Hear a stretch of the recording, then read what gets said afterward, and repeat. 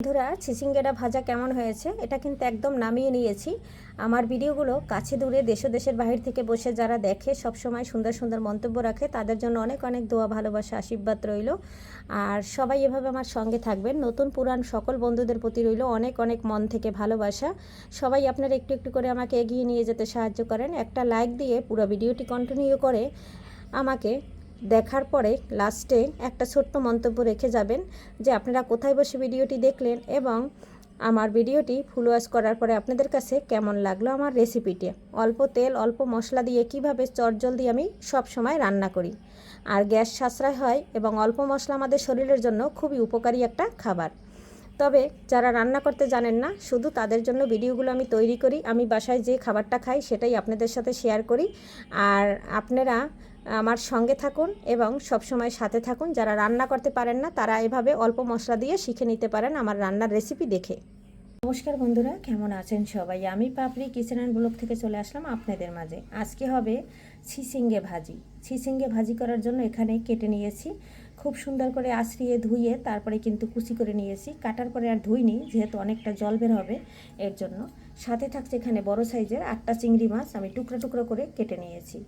আর এই চিংড়ি মাছটা এখন আমি কষিয়ে নিয়ে তারপরে চিচিঙ্গিরা কীভাবে ভাজি করি আমার সঙ্গে থাকুন বন্ধুরা। যারা রান্না করতে পারেন না তারা অল্প সময়ের ভিতর কিভাবে রান্না করবেন দেখে নেন, কারণ সবজি বেশি একটা জাল দিয়ে আমি রান্না করি না। এদিকে কড়াইতে তেল দিয়ে দিয়েছি, তেলের ভিতরে হালকা একটু পেঁয়াজ দিয়ে দিলাম, কাঁচামরিচ দিয়ে দিলাম। এখন আমি এখানে দিয়ে দিচ্ছি, খুব সুন্দর করে একটু নেড়ে চেড়ে নিচ্ছি। আর এর ভিতরে ফোড়নে দিয়েছিলাম একটু কালো জিরা, আপনারা চাইলে দিতে পারেন নাও দিতে পারেন। আমার কড়াইটার ভিতরে আমি কিছু একটা রান্না করেছিলাম, পটল ভাজছিলাম, সেই তেলের ভিতরে দিয়ে দিয়েছি। আপনারা চাইলে তেলটা ফেলেও দিতে পারতেন, কিন্তু নগদ নগদ পটল ভেজেছি সেই তেলের ভিতরে আমি এটা দিয়ে দিলাম। কাঁচামরিচটা আর পেঁয়াজটা একটু গন্ধ যাওয়া পর্যন্ত আমি একটু নেড়ে ছেড়ে নিচ্ছি। এই পর্যায়ে আমি চিংড়ি মাছগুলো দিয়ে দিচ্ছি। চিংড়ি মাছগুলো দিয়ে একটু নেড়ে দিচ্ছি। এখানে এখন হলুদ যা লাগে যা সেটা আমি দিয়ে দিচ্ছি, শুধু হলুদটাই ব্যবহার করব। আর একটু জিরার গুঁড়া, এখানে হলুদ দিয়ে দিচ্ছি আর জিরার গুঁড়া দিয়ে দিচ্ছি এবং একটু ধনিয়ার গুঁড়া। কেন এটা দিলাম, যেহেতু আমরা সবাই জানি চিচিঙ্গা থেকে কিন্তু নিজস্ব একটা বোনা বোনা গন্ধ আছে, সেই গন্ধটা কিন্তু অনেকে পছন্দ করে না। এই যে দেখুন আমি খুব সুন্দর করে পেঁয়াজ চিচিঙ্গা মরিচ কষিয়ে নিয়েছি। আর আমি কিন্তু একদম অল্প তেল দিয়েছি, সেটা তো দেখতে পাচ্ছেন। তেলটা আমি আর এখানে দিচ্ছি না, এই যে দেখুন তেলটা কিন্তু ছেড়ে দিচ্ছে। চিংড়ি মাছটা বেশি ভাজলে শক্ত হয়ে যায়, তাই বেশি ভাজলাম না। এখানে দিয়ে দিলাম চিচিঙ্গাটাও ভাজার পরে কমে যাবে, তার জন্য এখন দিয়ে দিলাম লবণটা আপনারা বুঝে দেবেন, কারণ যখন কমে যাবে আমি একটু নেড়ে ছেড়ে এই যে মিশিয়ে দিলাম। হলুদ মরিচ যা দিয়েছি সেটা কিন্তু মিশিয়ে দিলাম। আর একদম অল্প তেলে কীভাবে অল্প সময়ের ভিতর চিচিঙ্গাটা আপনাদের ভাজি করে শেয়ার করি সেটাই দেখার পালা, সঙ্গে থাকুন বন্ধুরা। চিচিঙ্গাটা 2 মিনিটের জন্য ঢাকনা দিয়ে ঢেকে দেবো। 2 মিনিট পরে কিন্তু আর ঢাকবো না। 2 মিনিট পরে চলে আসলাম। এই যে দেখুন চিচিঙ্গা দিয়ে তারপরে কতটা জল বের হয়েছে, এর জন্য কিন্তু আমি এখানে ঝোলটা ব্যবহার করিনি। আর জালটা কিন্তু আমি একদম হাই হিটে রেখেছিলাম, কারণ আমরা জানি চিচিঙ্গা ভাজি দিলে পরেই জল বের হয়। আর এই যে দেখুন চিচিঙ্গাটা একদম সিদ্ধ হয়ে গেছে, কারণ একদম টাটকা ফ্রেশ। আর এখন আমি এখানে নেড়ে চেড়ে যে জলটা আছে সেটা সম্পূর্ণ শুকিয়ে নেব। আর কত চটজলদি রান্না হয়ে গেছে বন্ধুরা, বুঝতে পারছেন, দেখতে পাচ্ছেন। আর আপনারা একটা লাইক দিয়ে ভিডিওটি কন্টিনিউ করবেন। এভাবে অল্প তেল মশলা দিয়ে রান্না শেখার জন্য অবশ্যই আমার চ্যানেলের সঙ্গে থাকবেন। আর এইভাবে রান্না করে খাবেন, খেতে কিন্তু দুর্দান্ত হয়, দারুণ লাগে খেতে। আপনাদের না খাওয়াতে পারলে তো আর বুঝবেন না, তারপরও আমাদের কাছে ভীষণ ভালো লাগে। এভাবে অল্প মশলা অল্প তেল দিয়ে রান্নাটা করে নিলে দারুণ লাগে খেতে বন্ধুরা। এই যে দেখুন চিচিঙ্গাটা ভাজি আমার একদম ডান হয়ে গেছে।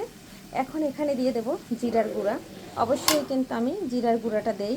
আর জালটা হাই হিটে বাড়িয়ে দিলে যে একটু গায়ে জল আছে সেটা একদম শুকিয়ে যাবে। এই যে দেখুন অবশ্যই জিরার গুঁড়াটা দিবেন, কারণ চিচিঙ্গা থেকে কিন্তু একটা বনা গন্ধ আসে, তাই জিরার গুঁড়াটা দিলে এবং ফোড়নে যদি আপনারা কালো জিরা দেন তাহলে আর এই গন্ধটা আসবে না। অনেকেই চিচিঙ্গা খেতে চায় না। এই যে দেখুন একদম ডান হয়ে গেছে ভাজা। সবজির কালারটা কিন্তু খুব সুন্দর সবুজ আছে।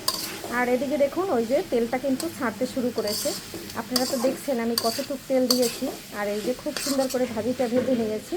এভাবে কিন্তু ভাজি হইলে রুটি, ভাত, পরোটা সব কিছুর সাথে একদম জমে যাবে।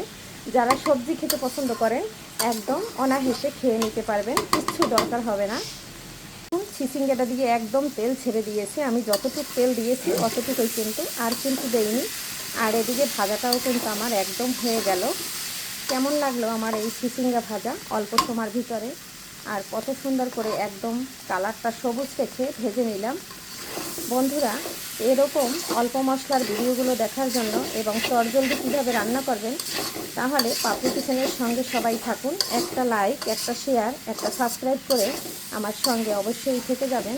আর আপনাদের ভালোবাসা পেলে একটু একটু এগিয়ে যাব, আর ভালোবাসা না পেলে কিন্তু আগাতে পারবো না। এবং আমার রান্নার ব্লগগুলো কেমন লাগে সেটাও জানাতে কিন্তু ভুলবেন না। আর এই যে দেখুন হয়ে গেছে একদম। পাপড়ি কিচেনের সঙ্গে থাকুন আর এই রকম অল্প মশলা অল্প তেল দিয়ে রান্না শিখুন চটজলদি। কীভাবে আপনারা অল্প সময়ের ভিতরে রান্না করে সময় বাঁচাবেন। একবার চিচিঙ্গার ফাইনাল লুকটা দেখুন বন্ধুরা। সম্পূর্ণ চিচিঙ্গাটা কিন্তু একইভাবে সুন্দর আছে। আর এই যে দেখুন তেলটা একদম ছেড়ে দিয়েছে। আপনারা চাইলে আরও কড়া করে ভাজতে পারেন, তাহলে সবজির পুষ্টিগুণ থাকে না। আমি কিন্তু এভাবেই নামিয়ে নিচ্ছি। আমার একদম সবজিটা ডান হয়ে গেছে। ওকে বন্ধুরা, সবাই ভালো থাকবেন, সুস্থ থাকবেন। আজকের মতো বিদায় নিচ্ছি, বাই। আর এই যে দেখুন একদম রান্নাটা ফাইনালি হয়ে গেছে। চুলাটা এখন অফ করে দিচ্ছি।